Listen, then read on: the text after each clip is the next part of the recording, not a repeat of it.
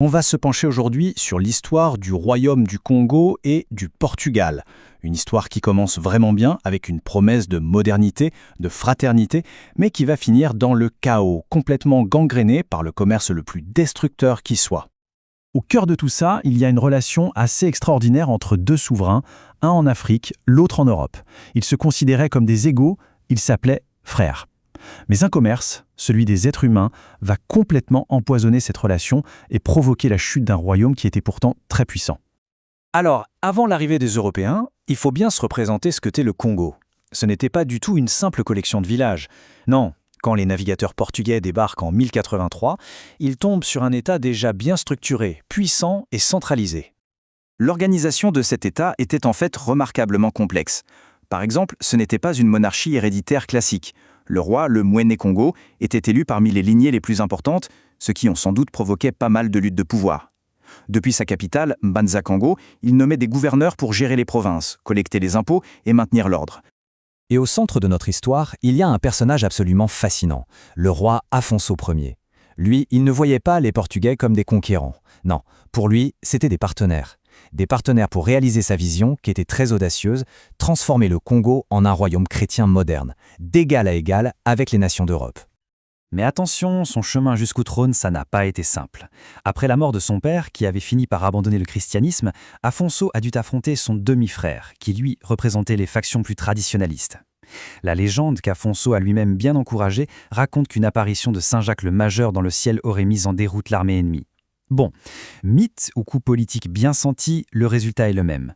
Le christianisme devient la religion officielle de la royauté. Et la vision d'Afonso, elle se voyait concrètement. Il a adopté des symboles de pouvoir européens, comme ce blason qui fait directement référence au fameux miracle de sa victoire. Il a ouvert des écoles, il a envoyé des nobles étudier en Europe et il a même renommé sa capitale Saint-Salvador. Il cherchait une véritable synthèse culturelle. Mais ce partenariat reposait sur un commerce qui allait vite devenir une force incontrôlable, une force destructrice. La demande de main-d'œuvre pour les colonies portugaises, d'abord à São Tomé, puis au Brésil, n'a cessé de grandir. Et ça a complètement changé la nature de leurs relations. Au tout début, le commerce était plutôt diversifié. Le Congo exportait des matières premières de valeur, comme l'ivoire, le cuivre, des textiles très raffinés. Mais très vite, la demande portugaise s'est focalisée sur une seule marchandise, les esclaves. Et là, l'alliance diplomatique s'est transformée petit à petit en une machine d'exploitation.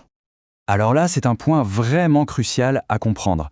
Afonso lui-même a participé à ce commerce au début. Dans la société du Congo, les prisonniers de guerre pouvaient être réduits en esclavage, et il a d'abord vu ça comme un outil diplomatique. D'ailleurs, en 1512, il écrit fièrement au roi du Portugal pour lui annoncer l'envoi de 410 captifs. C'était aussi une source de revenus pour financer la modernisation de son royaume. Mais en à peine une décennie, son projet lui a complètement échappé. Les marchands portugais, pour satisfaire ce qu'il appelait leur appétit démesuré, ont commencé à contourner son autorité, à corrompre ses nobles et même à enlever des sujets libres du Congo. En 1526, son cri de désespoir arrive jusqu'au Portugal dans une lettre terrible. Chaque jour, les marchands enlèvent nos gens. Notre pays est entièrement dépeuplé. Le commerce qu'il pensait maîtriser était en train de détruire son royaume de l'intérieur.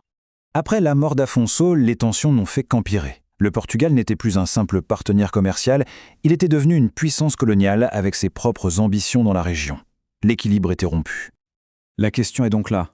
Comment cette relation, qui avait commencé avec des lettres où l'on s'appelait frères, a-t-elle pu se terminer par une guerre totale, une confrontation qui allait sceller le destin du Congo?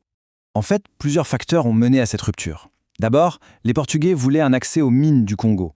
Et puis surtout, la fondation de la colonie portugaise de l'Angola, juste au sud, a créé un rival direct pour le contrôle du commerce des esclaves. À partir de ce moment, le Portugal n'avait plus vraiment besoin de passer par le roi du Congo. L'inévitable confrontation a finalement eu lieu en 1665, à la bataille d'Amboila. Le roi Antonio Ier a rassemblé une armée immense pour essayer d'affirmer sa souveraineté. Mais bon, malgré leur supériorité numérique, les forces du Congo, qui étaient équipées surtout d'arcs et de quelques mousquets, n'ont rien pu faire face à une armée portugaise mieux organisée et, surtout, dotée de canons. L'issue a été un désastre total. La défaite d'Amboila n'a pas été seulement une perte militaire. C'était un coup mortel, porté en plein cœur du royaume. Un événement qui a provoqué son effondrement quasi immédiat. Le roi Antonio a été tué sur le champ de bataille, puis décapité. Sa tête et sa couronne ont été envoyées comme des trophées. Avec lui, une grande partie de l'aristocratie du Congo a été anéantie en une seule journée. Privé de cette aide politique, le royaume a sombré dans une guerre civile qui a duré des décennies.